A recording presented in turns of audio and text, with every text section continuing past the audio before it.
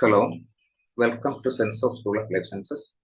നമ്മൾ ഇന്ന് മനസ്സിലാക്കാൻ പോകുന്നത് ഇലക്ട്രോ എൻസെഫലോഗ്രാഫിനെ കുറിച്ച് ആണ്. നമ്മുടെ ബ്രെയിനിലെ വൈദ്യുത സ്പന്ദനങ്ങൾ രേഖപ്പെടുത്തുന്ന ഉപകരണമാണല്ലോ EEG. ഇത് രേഖപ്പെടുത്തുന്ന വൈദ്യുത ആവേഗങ്ങളെ ഇലക്ട്രോ എൻസെഫലോഗ്രാം എന്നാണ് പറയുന്നത്. ഇലക്ട്രോഡുകളെ തലയുടെ വിവിധ ഭാഗങ്ങളിൽ ഘടിപ്പിച്ചിട്ടാണ് ആവേഗങ്ങൾ രേഖപ്പെടുത്തുന്നത്. ഹാൻസ് ബർഗർ എന്ന ശാസ്ത്രജ്ഞനാണ് ആദ്യമായി EEG രേഖപ്പെടുത്തിയത്, ഹാൻസ് ബർഗർ. ഇതോടൊപ്പം മറ്റൊരു ടേം കൂടി അറിഞ്ഞിരിക്കുന്നത് നല്ലതാണ്. അതായത് സാധാരണ EEG രേഖപ്പെടുത്തുമ്പോൾ ഇലക്ട്രോഡ്സ് പ്ലേസ് ചെയ്യുന്നത് സ്കാൽപ്പിലാണല്ലോ. എന്നാൽ ന്യൂറോ സർജറി എല്ലാം നടക്കുന്ന സന്ദർഭങ്ങളിൽ ഇലക്ട്രോഡ്സ് പ്ലേസ് ചെയ്യുന്നത് സെറിബ്രൽ കോർട്ടക്സിലാണ്. ഇതിനെയാണ് ഇലക്ട്രോ കോർട്ടിക്കോഗ്രാഫി എന്ന് പറയുന്നത്. ടേം ഒന്ന് ഓർത്തിരിക്കുക, ഇലക്ട്രോ കോർട്ടിക്കോഗ്രാഫി. ഇനി നമുക്ക് വിവിധ ബ്രെയിൻ വേവ്സിനെ കുറിച്ച് നോക്കാം. Study different waves of EEG. First alpha തരംഗം, ആൽഫ വേവ്സ്. മസ്തിഷ്കത്തിന്റെ സാധാരണ പ്രവർത്തനം കാണിക്കുന്ന EEG തരംഗമാണ് ആൽഫ തരംഗം. ഇത് 8 to 13 hertz cycles per second ആണ്. It is the most dominant pattern of waves from an adult human when his mind is not particularly concentrated and his eyes closed. അത് കാമായിരിക്കുന്ന ആ സമയത്ത് അതാണ് ആൽഫ തരംഗം. എത്ര സൈക്കിൾസ് പെർ സെക്കൻഡ് എന്നൊക്കെ ഓർത്തിരിക്കുക, 8 to 13 hertz. Beta തരംഗം നോക്കാം. ബീറ്റ വേവ്സ് 13 to 25 ഹെർട്സ് ആണ്, സൈക്കിൾസ് പെർ സെക്കൻഡ് ആണ്. When people are attentive to an external stimuli or thinking hard about something, the alpha rhythm is replaced by higher frequency oscillations, the beta rhythm, അതായത് 13 to 25 ആണ്. അപ്പോൾ ശരിക്കും alert ആയിരിക്കുന്ന സമയത്ത് എപ്പോഴാണ് എന്താണ് ബീറ്റ തരംഗമാണ് ഓർത്തിരിക്കുക. ദെൻ തീറ്റ തരംഗം 4 to 7 hertz ആണ്. They occur during emotional stress in some adults, particularly during disappointment and frustration. ഇങ്ങനെയുള്ള സാഹചര്യങ്ങളാണ്. In children, the most prominent brain wave is theta. ഓർത്തിരിക്കുക, ചിൽഡ്രൻ. അഡൽട്ടിന് പ്രത്യേകിച്ച് ഡിസപ്പോയിൻമെന്റ്, ഫ്രസ്ട്രേഷൻ ഒക്കെ ഉള്ള സമയത്താണ്. അത് 4 to 7 hertz ആണ്. ഡെൽറ്റ തരംഗം. Delta waves less than 4 hertz ആണ്. അത് ശൈശവ ദിശയിലുള്ള മസ്തിഷ്ക പ്രവർത്തനം സൂചിപ്പിക്കുന്നതല്ലാണ്. അത് തെറ്റിപ്പോകരുത്. ഈ ചിൽഡ്രൻ നമുക്ക് 4 to 7 ഹെർട്സ് ഉള്ള തീറ്റ വേവ്സ് ആണ്. എന്നാൽ ശൈശവ ദിശയിലുള്ളത് അതിനുള്ളതാണ് delta waves. They occur in very deep sleep, in infancy and in very serious brain diseases. അപ്പോൾ ഇത് ഓരോ സന്ദർഭം ഓർത്തിരിക്കുക, ഫ്രീക്വൻസി ഇതെല്ലാം ഓർത്തിരിക്കുക. ഇനി സാധാരണ EEG വേവ്സ് 4 തരംഗമാണ് കാണുന്നത്, അല്ലേ? അങ്ങനെയാണല്ലോ നമ്മൾ മനസ്സിലാക്കിയിട്ട്. എങ്കിലും എന്തെങ്കിലും കാര്യങ്ങളെ കുറിച്ച് ഇന്റൻസ്ലി ഫോക്കസ്ഡ് ആണെങ്കിൽ, അതായത് എൻഗേജ് ഇൻ പ്രോബ്ലം സോൾവിങ്, അങ്ങനെയുള്ള സന്ദർഭങ്ങളിലൊക്കെ ഉണ്ടാകുന്ന EEG വേവാണ് ഗാമ വേവ്സ്. അതായത് gamma waves are fastest brain waves ranging from 30 to 100 hertz. മനസ്സിലാക്കുക, നമ്മൾ ഇതുവരെ 4 പഠിച്ചതിൽ ബീറ്റ വേവ്സിനാണ് 13 to 25 ഹെർട്സ്. ഇത് 30 to 100 ഹെർട്സ് ആണ് ഗാമ വേവ്സ്. ഫാസ്റ്റസ്റ്റ് എന്ന് ചോദിച്ച് ചോയ്സിൽ ഗാമ ഉണ്ടെങ്കിൽ അത് എഴുതണം, ഇത്തിരിക്കുക. ഇപ്പൊ സാധാരണ അലർട്ട് സ്റ്റേജിൽ ഏതാണെന്ന് ചോദിക്കുമ്പോൾ നമ്മൾ എന്താ ബീറ്റ വേവ്സ് അത് തന്നെയാണ്. പക്ഷെ നമുക്ക് ഇങ്ങനെ ഫാസ്റ്റസ്റ്റ് ബ്രെയിൻ വേവ് എന്നും അതുപോലെ when we are highly alert and conscious എന്നെല്ലാം ഒക്കെ തരുമ്പോൾ ഗാമയും കൂടെ ഉണ്ടെങ്കിൽ അത് എഴുതാം. അത് ക്വസ്റ്റ്യൻ ആലോചിച്ചിട്ട് എഴുതണം. ഏതെല്ലാം സന്ദർഭങ്ങളിലാണ് ഗാമ വേവ്സ് വരുന്നതെന്ന് നോക്കുക.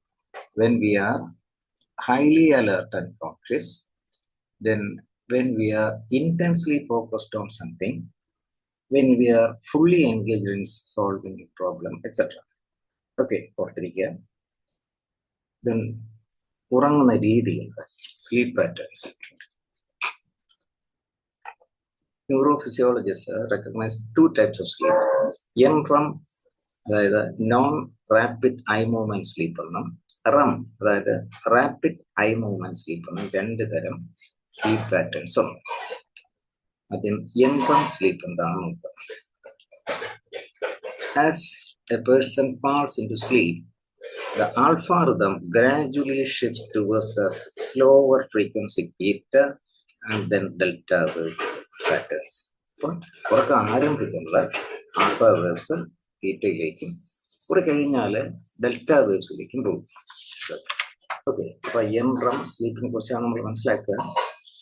അല്ലേ, NREM സ്ലീപ്പിൽ 4 പ്രധാനപ്പെട്ട സ്റ്റേജസ് ഉണ്ട്.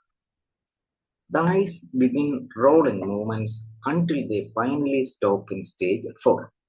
അപ്പോൾ ഉറങ്ങാൻ കിടക്കുമ്പോൾ അത് ഏതാണ്ട് ഫസ്റ്റ് സെക്കൻഡ് സ്റ്റേജ് ഒക്കെ വരുമ്പോൾ അത് ഏതാണ്ട് തേർഡ് സ്റ്റേജ് തുടങ്ങുമ്പോഴൊക്കെ ഐസ് റോൾ ചെയ്യും മൂവ്മെന്റ്. ഏതാണ് 4th സ്റ്റേജിൽ പൂർണ്ണമായിട്ട് വരുന്നത് വരെ. അപ്പൊ ആദ്യം I begin rolling movements until they finally stop in stage 4. അപ്പൊ ഇവിടെ stage 1 primarily theta waves transitioning from alpha waves of wakefulness. അപ്പോൾ ഉണർന്നിരിക്കുമ്പോൾ ഉണ്ടാകുന്ന ആൽഫ വേവ്സ് തീറ്റ വേവിലേക്ക് വരുന്നു. ഇപ്പോൾ stage 2 theta waves with the addition of sleep spindles and K complex. അതായത് stage 2 theta വേവ്സിൽ കാണുന്ന ചില പ്രത്യേകതകളാണ് ഈ സ്ലീപ്പ് സ്പിൻഡിൽസും കെ കോംപ്ലക്സും. അതിൽ ഡീറ്റെയിൽസിലേക്ക് പോകുന്നില്ല. അപ്പോൾ stage 1, then stage 2, then stage 3 and 4 അന്നേരം ഡെൽറ്റ വേവ്സ് ആണ്. അപ്പൊ ഈ സ്റ്റേജ് 3 and 4 ഇതാണ് കൺസിഡർഡ് ഡീപ് സ്ലീപ്പ്. ഇതിനെ സ്ലോ സ്ലീപ്പ് എന്നാണ് പറയും. അപൂർവം ചില ഇതിൽ ഡെൽറ്റ സ്ലീപ്പ് എന്നതിനെ പറയാറുണ്ട്. ഓർത്തിരിക്കുക. ഇവിടെ next REM sleep or paradoxical sleep എന്ന് തന്നെ പറയും. പാരഡോക്സ് എന്ന് പറയുമ്പോൾ തന്നെ നമ്മൾ വിരോധാഭാസം അല്ലേ. എന്താണ് വിരോധാഭാസം എന്ന് പറയാം. REM സ്ലീപ്പ് ബിഗിൻ ചെയ്യുന്നത് ഏതാണ്ട് 15 to 19 minutes after sleep onset ആണ്. ഉറക്കം ആരംഭിച്ച് ഏതാണ്ട് 50-90 minutes ആകുമ്പോൾ REM സ്ലീപ്പ് തുടങ്ങും. In this stage, the EEG receives the high frequency pattern characteristic of the alert awake stage.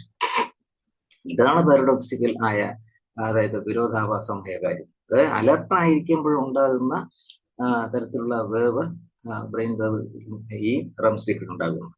ഉറക്കമാണ്, പക്ഷെ അലർട്ടായിരിക്കുമ്പോഴുണ്ടാകുന്ന ബ്രെയിൻ വേവ് ഉണ്ടാകും. അതൊരു വിരോധാഭാസം, പാരഡോക്സ് ആണ്. മറ്റൊന്ന് സ്കെലറ്റൽ മസിൽ ടോൺ ഡിക്രീസ്. അതെ, ഉറക്കമാണല്ലോ, ഡിക്രീസ് ചെയ്യുന്നു. Except in the eye muscles. Eye മസിലിൽ നമ്മൾ ഉണർന്നിരിക്കുന്നത് അലർട്ടായിരിക്കുമ്പോഴുള്ള ആ ഒരു മൂവ്മെന്റ് ഉണ്ടാകും. അതൊരു പാരഡോക്സ് അല്ലേ. ദെൻ പാരഡോക്സ് ആയിട്ടുള്ള കാര്യമല്ലേ.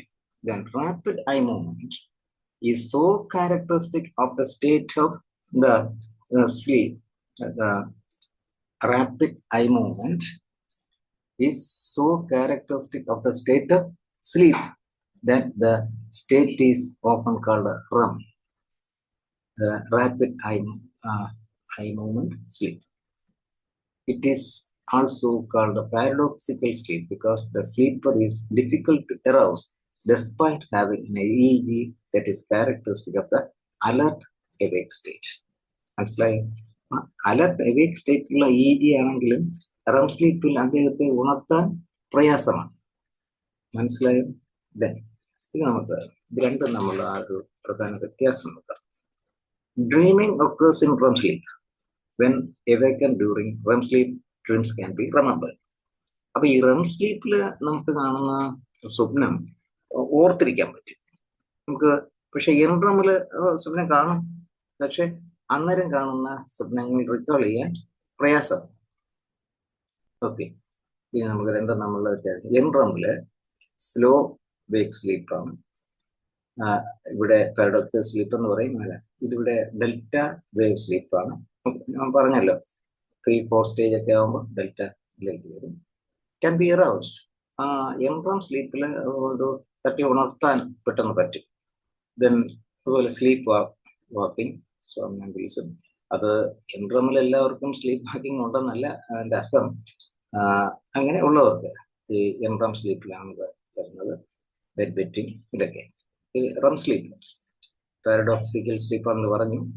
പി ജി ഒ സ്പൈക്സ്, ഇതൊന്നും HSI ലെവലിൽ ചോദിക്കാൻ സാധ്യതയില്ല, ഓർത്തിരിക്കാം.